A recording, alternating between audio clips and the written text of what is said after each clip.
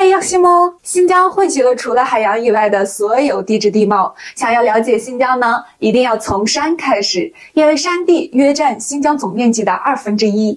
新疆地形可以用5个字来形容：三山加2个盆地。三大山系分别是阿尔泰山、天山、昆仑山，它们从北到南切割划分新疆166万平方公里的土地。2大盆地是准噶尔盆地、塔里木盆地，盆地的不断挤压碰撞促生出了山系。这些山系是在漫长地质时期多个板块多次漂移、分离、平贴，并经过多次海拔变迁才形成的。阿尔泰山位于新疆准噶尔盆地的东北侧，名节源于阿尔泰山72道沟，沟沟有黄金，因此呢，还被人称之为金山。最高峰友谊峰，海拔4374，天山山脉是亚洲最大的山系之一，占新疆总面积的1/3。最高峰是土木尔峰，海拔7443米。昆仑山则写满了数千年的神话。它西起帕米尔高原，最高峰是位于新疆克州乌卡县的贡噶尔峰，海拔大约7649米。这些山川是河流与绿洲的开始，也是新疆1万生级的生命之源。它们守护着一个生机勃勃的新疆。如果你也喜欢新疆，记得关注我哟。评论里总有人说，当年汉武帝西征不是为了葡萄干，当然不是为了葡萄干，而真正的原因之一是为了得到天马。公元前115年，张骞出使西域的早空之旅，将葡萄、苜蓿、石榴、胡马带回了中原，是大汉第一次见识到新奇的西方物种。而几年后，汗血宝马的到来进一步刺激了汉武帝相信遥望的决心。公元前113年秋天，一位名叫鲍里长的敦煌囚徒在当地捕获了一匹汗血马，献给汉武帝。得到宝马的武帝心气若狂，因为他2年前就听张骞说过西域多善马，马汗血。没想到今天目睹了这样的神物，一下子武帝积压已久的情绪倾泻而出，他兴起的称眼前这匹宝马为天马。为了得到更多的天马，武帝不久便派出了100人使团，带了大量的礼物以及一具用黄金打造的马模，远赴大渊国，希望能换来汗血马。然而出乎意料的是，他们的国王回绝了汉使要求。更加不幸的是，使团还没走出大渊，就遭受了劫掠，不仅使者被杀，金马也被掠走。闻知此事的汉武帝勃然大怒，他立誓要让他们付出代价。公元前104年秋，武帝命李广利将军率领骑兵6000，外加部族2万，从敦煌出发远征大渊。由于出兵过于仓促，军队补给未能跟上，汉军大败，逃回仅剩数百人。3年之后，他再次命李广利率军出征。这次他汲取了之前的教训，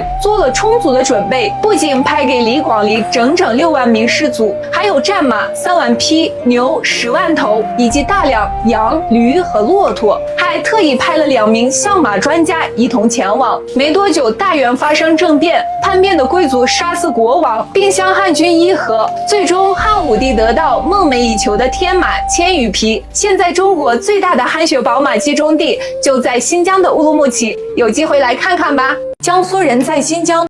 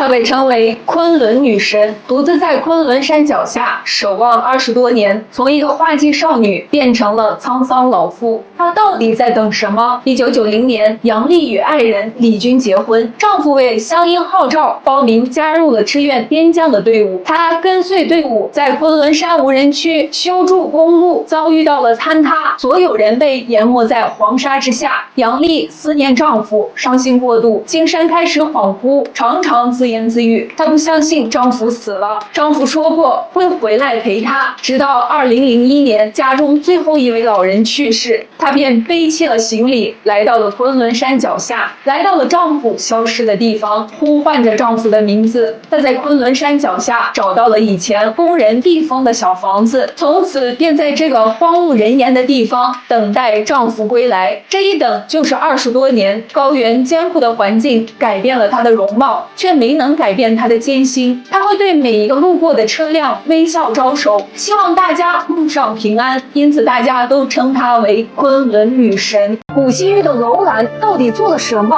才遭到那么多人痛恨？王昌龄的千古名句“黄沙百战穿金甲，不破楼兰终不还”，李白也写过“愿将腰下剑，只为斩楼兰”。好像提到西域必有楼兰，楼兰到底在哪里？它真的是像玛雅文明一样一夜间消失的吗？它有怎么样的故事？关注我给你详细讲一讲。楼兰是古代西域的一个小国，早在汉文帝时期，楼兰被匈奴控制。《史记·匈奴列传》中有明确记载，楼兰古国位于塔克拉玛干沙漠东岸，是去往西域的交通要塞、必经之路，因此这里贸易发达，国家富庶。但是大汉和匈奴的战争，楼兰正处于双方交战的核心区域，乃是兵家必争之地。楼兰又是一个墙头草，在匈奴和大汉之间反复倒戈，最终在公元前77年，汉朝大将霍光，这个霍光大家熟不熟？他哥哥你肯定认识，是大名鼎鼎的霍去病。霍光派傅介子刺杀楼兰王，楼兰自此灭国，更名为鄯善，王都南迁。后经历了大汉的灭亡，三国鼎立，曹魏时期还在楼兰设置了西域长史，直至西晋前辽后期，西域长史机构撤出楼兰，楼兰城最终被废弃。古楼兰的消失，明确记载是在公元400年，高僧法显在他的《佛国记》中写道：“此地上无飞鸟，下无走兽，遍望极目，欲求度处，则莫之所拟，唯以死人枯骨为标识耳。”楼兰彻底没了。注意了，这个时候可还没有到唐朝呢。但大家熟知的斩楼兰、破楼兰可都是唐诗，因此可以断定，诗人只是借助楼兰抒发自己的情感。楼兰多少有点惨，都没了，还被写进诗里出气。如果有机会让我穿越，我要穿越回到1881年，然后过18年，等我成年了，就组织我们村全体老少去罗布泊东岸，把楼兰古城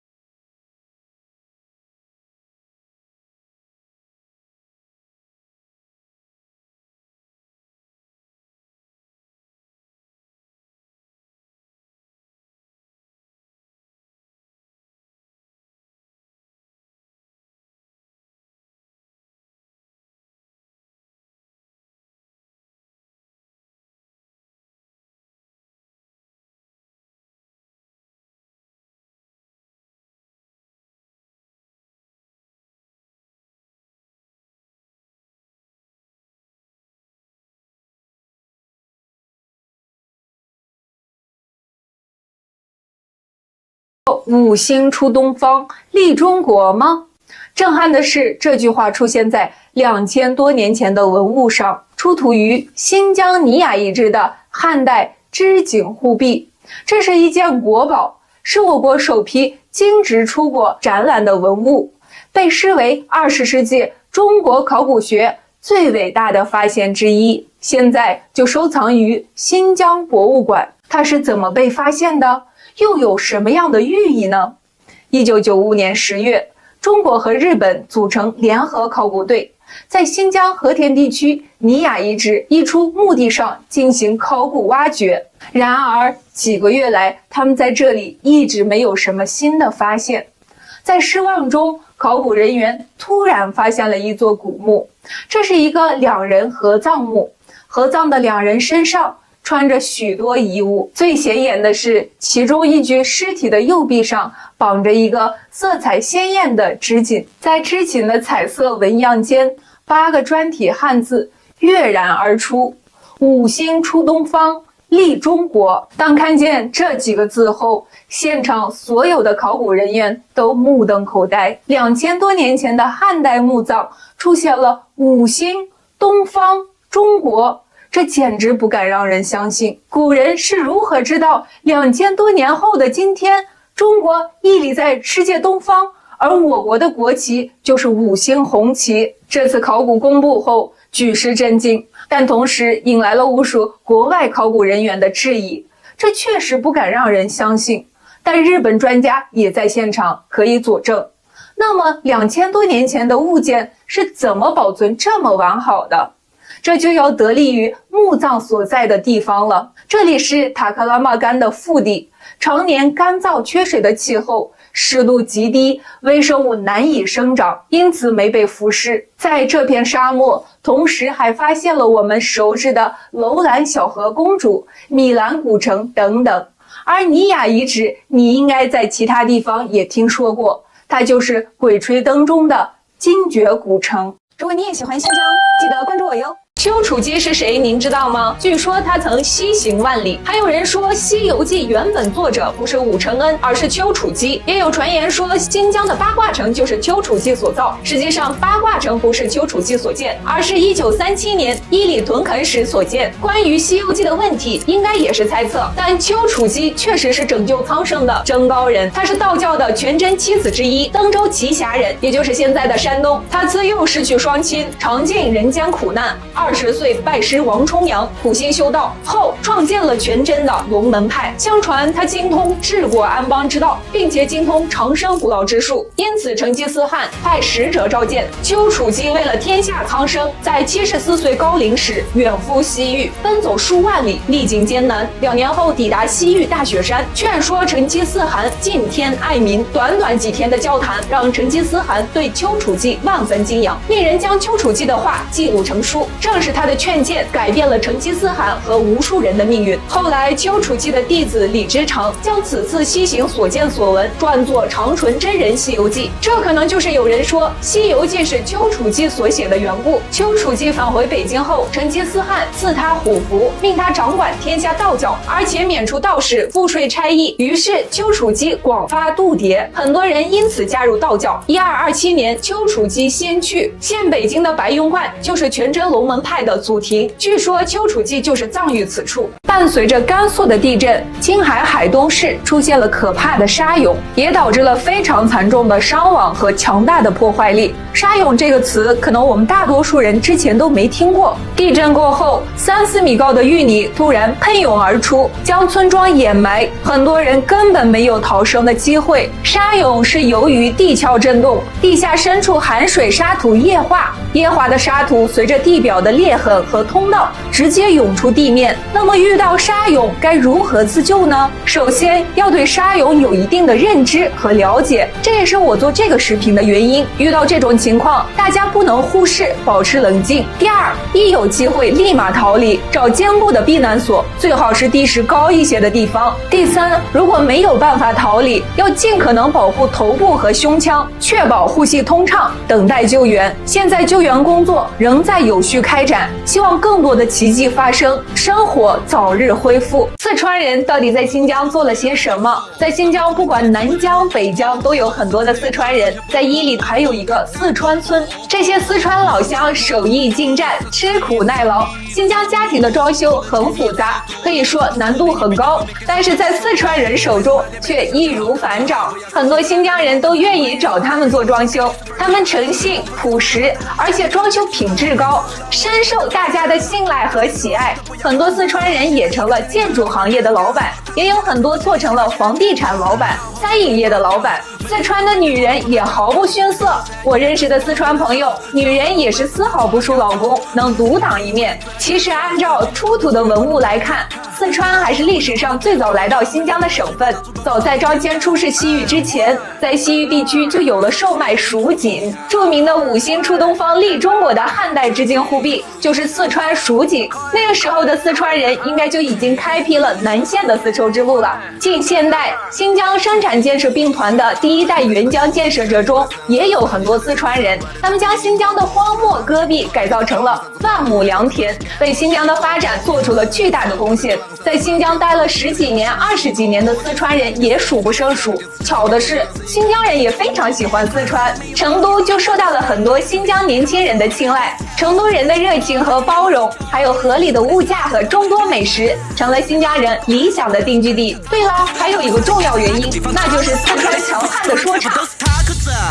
在新疆的草原上出现了神秘的草原石人，这些草原石人主要来自于新疆伊犁昭苏县和阿勒泰地区的草原，距今已有3000年以上的历史。虽然看起来高矮胖瘦各有不同，但其实只分为2种，一种叫萨木特石人，以清河县萨木特墓地石人最为典型，特点是只注重表现脸面器官，圆脸、圆眼，鼻子呈3角形，颧骨明显，大嘴。另一种则叫开纳尔石人，以阿勒泰市开纳尔墓地石人最为典型。石人不仅雕刻出了脸部，有的也雕刻出了手臂、圆形或桃形脸面、方之鼻、小嘴。由于这2种石人主要发现于古墓地附近，因此我国最早发现这种石人的清末旅行家许嵩认为他们是墓葬的附属品，但实际上直到现在也没有人知道他们是从哪里来的，是谁造的，又或者是做什么用途的。草原石人也还是亚欧草原上10大未解之谜之一。这些石人不仅在新疆有，包括内蒙古、蒙古国、哈萨克斯坦、塔吉克斯坦等诸多国家领土上都有发现。但是考古学家在仔细研究过这些地方的历史后，并未发现关于其功能的记载，所以只能通过一些蛛丝马迹去判断。大家猜猜这些石头人是做什么的呢？新疆的位置到底有多重要？为什么当年左宗棠誓死也要收复新疆？我们看地图，新疆位于亚欧大陆中心，这里是对外的重要门户，疆内是3山加2盆的格局。大家仔细看，新疆周边的几座大山环绕在新疆的南北西3侧，高大的山体将新疆牢牢地包围，形成了天然屏障，易守难攻。而新疆东侧通往河西走廊，穿越河西走廊，中原大地将一马平川。因此当年左公认为新疆丢不得，新疆失守，中原将是门户东开。另外，新疆的物产资源非常丰富，新疆的煤炭、天然气、石油资源约占全国的30%到40%，稀有矿产的品种更是数不胜数。这简直就是一个聚宝盆。独特的地形地貌让新疆多地都成为了瓜果的摇篮，哈密瓜、葡萄、苹果、梨、长绒棉等等享誉全球。夏天快来了，你准备好了吗？新疆的发展到底有没有机会？来看看数据。喀什自贸区去年11月成立，现在半年时间过去了，一季度喀什地区外贸进出口总值达到了252.5亿元，同比增长83.4%，贸易伙伴增加了46个国家及地区，这数据可谓是效果喜人。新疆在10年间拥有了18个对外开放的口岸，通行了超过7万列中欧班列。古丝绸之路上川流不息的驼队，现在已经变成了一辆辆飞速行驶的钢铁巨龙。这丝路长歌就是大国智慧。古丝绸之路名垂青史，靠的不是战马和长矛，而是驼队和善意；不是坚船和利炮，而是宝船和友谊。今天古丝绸之路的繁盛再次被唤醒，而新疆也将成为祖国西部的门户，迎接八方来客。这其中我们普通人到底有哪些赚钱的机会？大家评论区说说吧。大家好，我是新疆小谷，一个地地道道的新疆姑娘。如果你还没来过新疆，没关系，跟着我的镜头一起看看我成长的地方吧。这里是新疆吐鲁番的一个普普通通的小村庄，你们一定没看过这样的建筑吧？这就是维吾尔族传统的民居，虽然土土的，但是很漂亮，住着也很舒服。在吐鲁番，家家户户都有葡萄架，也有葡萄地，看着葡萄慢慢长大，就像把葡萄吃进嘴里一样甜蜜。夏天的晚上睡在葡萄架下，别提多凉快了。吐鲁番的葡萄沟现在可成了著名的景点，遇见游客，老乡们都非常热情。现在政策也好，村里面鼓励大家做民宿，让更多的朋友体验到维吾尔族的民俗风情，老乡们也有更多的收入。有机会大家来体验一下哦。在这里你还能喝得到古代3大工程坎儿井的水，这可是纯天然的矿泉水。现在我们的青蛙巷还有表演呢，大家来了也可以看到我们维吾尔族的舞蹈。掀起了你的盖头来，让我来看看你的美，让我来看看你的美，你的眉毛细又长呀，好像你树上的弯月亮，你的眉毛细又长呀，好像你树上的弯月亮。当然，我还会给大家做好吃的，大盘鸡、烤羊肉、锅油肉拌面、抓饭，这可都是我拿手好菜。怎么样，心动了吗？是谁把西域改成了新疆？而新疆为什么叫新疆？其实早在汉朝时期，北方的匈奴连连进犯，汉武帝派张骞出使西域，希望联合西域一起抗击匈奴。最终张骞不辱使命，匈奴败退，西域也至此归顺了汉朝，正式纳入了中国版图。后经朝代变迁，西域得而复失，直至乾隆年间，又再一次收复了失据1000年之久的西域。乾隆大帝把西域改名为新疆，寓意着故土新归。这个疆字又有什么含义呢？疆字的拱字旁代表的是我们新疆延绵5600公里的边界线，提土旁代表这是中国领土不可分割的一部分。疆字后半部分的3横代表的是新疆的3个山脉，分别是阿尔泰山脉、天山山脉、昆仑山脉。2田代表夹在中间的准噶尔盆地、塔里木盆地，这2个盆地自然就衍生出了2个沙漠，库尔班古特沙漠和塔克马干沙漠。没想到疆字还有这么深刻的含义吧？如果你也喜欢新疆，记得关注我哟。您知道彭加木吗？我国著名生物化学家。1980年，他在罗布泊神秘失踪，至今仍未找到他的遗骸。关于彭加木的失踪，网上流传了许多版本。关于双鱼玉佩的故事更是神乎其神，但实际上彭加木是我国第1代找假人。在新中国成立之初，寻找假盐的工作就已经迅速展开。然而，除了柴达木等地发现一些假盐矿以外，再无突破。直到1964年，39岁的彭加木第一次来到罗布泊外围考察，他精细地发现流入罗布泊的孔雀河、车尔称河和塔里木河这3条河流中，钾含量都是异常高的。他们每年都会把大量的钾元素流入到罗布泊。根据一系列复杂的计算，他得出了一个惊天的结论：罗布泊内每年聚集的钾可能有75万吨。他立马向国家打了报告，申请进一步进入深处考察。在此后不久，中国第1颗遥感卫星东方红1号成功发射。从遥感图上看，罗布泊地区钾元素的放射量极高，也验证了彭加木的猜测。1980年6月，彭加木散探罗布泊，一行11人的考察队艰难地克服高温、干旱、缺水、流沙等难题，向罗布泊内行进了约450公里。1980年6月17日，考察队在库木库杜克附近扎营。此时，汽油和水所剩无几。为了解决困难，彭加木留下一张字条，独自外出找水，走向沙漠深处，不幸失踪。彭加木的失踪给罗布泊更添加了几分神秘。此后一段时间里，很多人对他望而却步，直到16年后，一位女科学家却依然踏上了征途。她就是中国著名地质学家王米粒。你知道中国最热的地方在哪里吗？最高气温将近48度，最高地表温度有90多度。在这里举办100米赛跑，运动员平均成绩能提高2秒。这里也是中国最干旱的地方，年降水量只有16毫米。这么点儿，蒸发量3000毫米，这么多，也就是说这里的自然水量每年都是负的，这里的人每年都还得弄点水补这个亏空。但是这里又被称为中国瓜果之乡，是中国葡萄产量最高的地方，同时也是中国葡萄最甜的地方。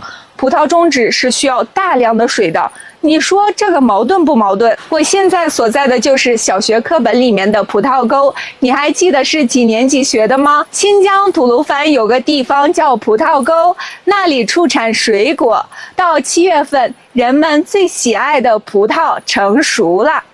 葡萄沟种植葡萄已经有2400多年的历史，种植葡萄7300亩。葡萄品种据说有500多种，我看下来觉得应该没有那么多，但白羽种是有的。反正你见过的、没见过的，这里都有。这里也有中国最甜的葡萄，含糖量高达27%。这甜度怎么形容呢？哥。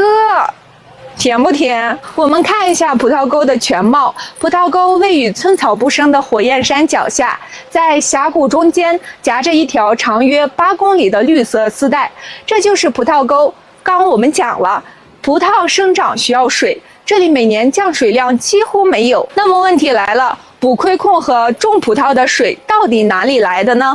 关注我，下一期我们接着讲。